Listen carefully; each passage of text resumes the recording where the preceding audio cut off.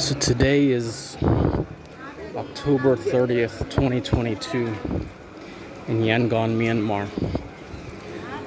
It's been a while since I've done an update on the situation in Myanmar, so I figured might as well do it now. Who I am is not really important. I'm an American, obviously. I assume from my accent. Expat, living and working in Myanmar since 2014. The last time I did this was an update after the pandemic, when lockdowns were starting.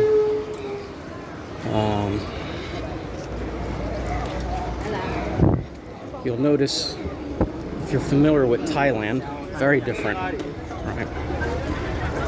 In Thailand right now, everybody's wearing masks all the time. They're scared to death of what, I don't know. Not gonna get into that, but you'll see, kind of like the US, it's more the elitists wearing masks and people like that security guard that his job makes him do it, and people like that idiot that put a mask on their child, robbing the child of its ability to build a natural immune system. Not prohibiting it, but it'll have lifelong effects, in my opinion. I need to shut up about that and talk about Myanmar. So, people here didn't stop wearing masks because they decided they were over the disease. People here stopped wearing masks because they decided their chance of getting blown up walking down the street is high enough that they're not going to live in fear. Now, is it high? No. I've lived in a number of countries. I've fought in countries like Afghanistan.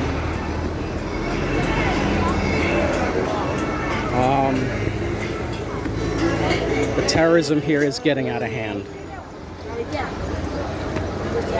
They're not as talented or skilled as in other countries that, have been doing it for a long time. Even though if you consider this place has basically had insurgency warfare since the end of World War II.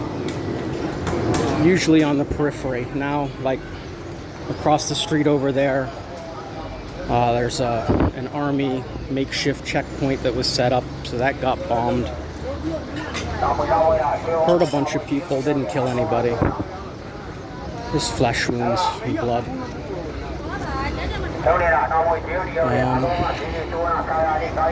And I have to be careful what I say, but the news lies, right? There are parts of it that's true, but most of it's lies. I'll give an example. So there was in the international news the day before yesterday about how the army bombed a peaceful village, killing a bunch of celebrities, low-level celebrities that had a performance for a holiday. So I looked it up on Google Maps. And it's not a village. I should probably do a different video about it when I'm not in the country. It was an army base. It was a terrorist insurgent training camp. Very obvious to anybody with any military experience. Not at all in any way looked like a village. And I found a village nearby to compare to confirm that. I mean, I've been to the region, so I knew already, but always test your theories. But you'll see Yangon's pretty peaceful overall. It's still one of the safest cities I've ever been to, even with an insurgent war going on. The last numbers I saw released by the UN was that since the so-called coup in, December 2020, about 2,500 people have been killed. Right? That's less than the murders in I don't know the exact number, but I'm assuming that the top 10 cities in the US have had more murders than that in the same time period.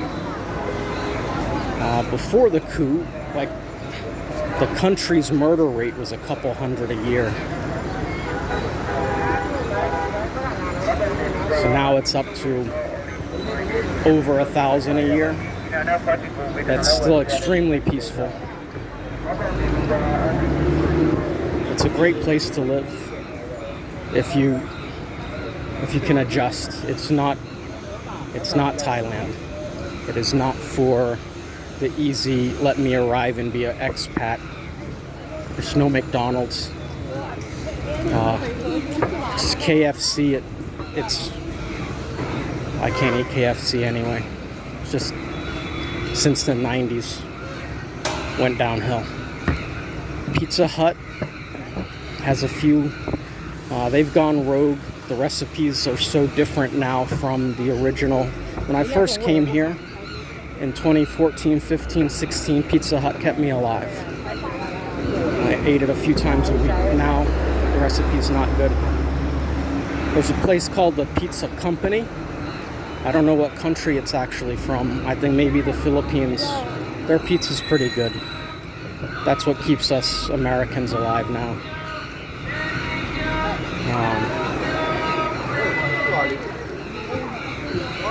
But you'll see, for the most part, life is back to normal here. All the street vendors are out in the open. People are living their lives. There's a bit of runaway inflation lately, but that's the United States' fault. You know, the U.S. pushed Putin into a corner and he broke the petrodollar, having its results everywhere in the world, so of course here too.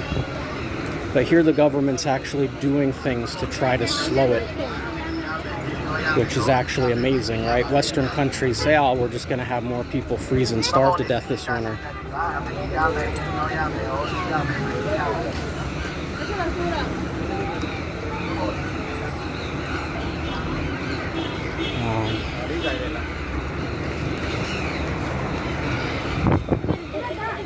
This is spirits.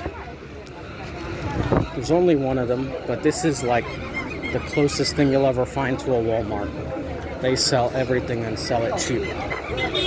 So the most affordable place, one of the few places you can go and find almost anything you're looking for.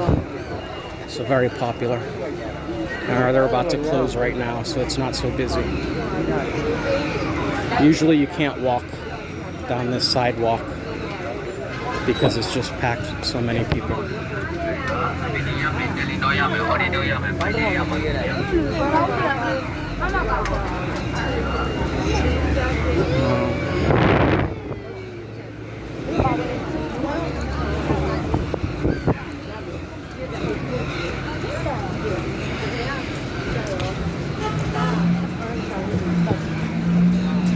Overall,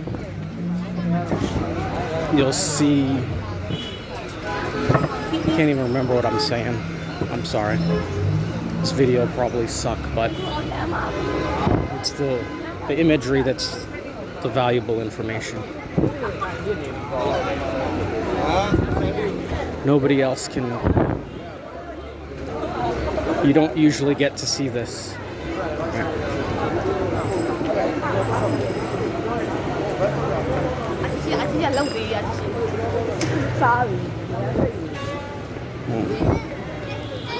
I'm arriving at the place I'm going to, so. Wow.